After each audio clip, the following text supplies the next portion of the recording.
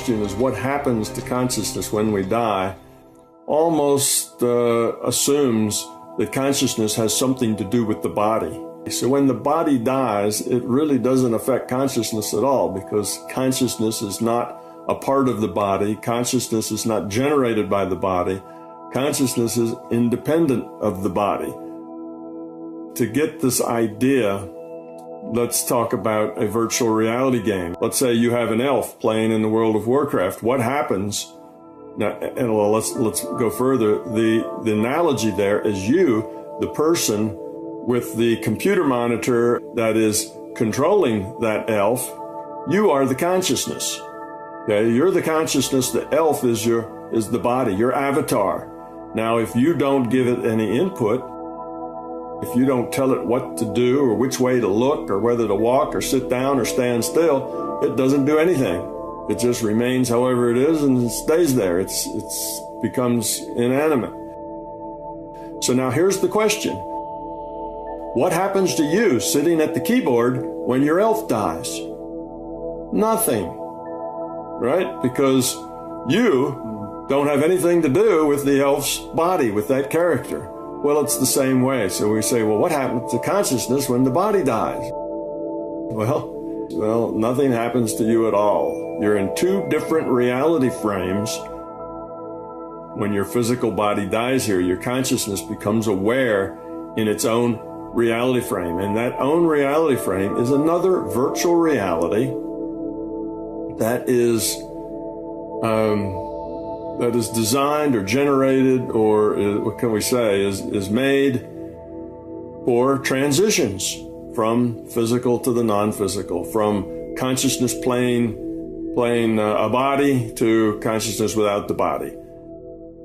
When you come to this virtual reality after a physical death, when your consciousness wakes up, if it's very strongly attached to things, very strongly attached to fear and beliefs, then it takes a while to work that off.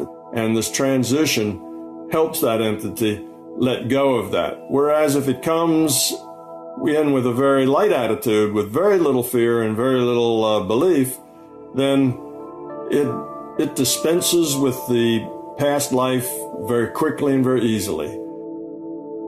If you have relatives that have passed on that you're particularly fond of, these relatives will appear to be there and greet you and tell you that everything will be just fine.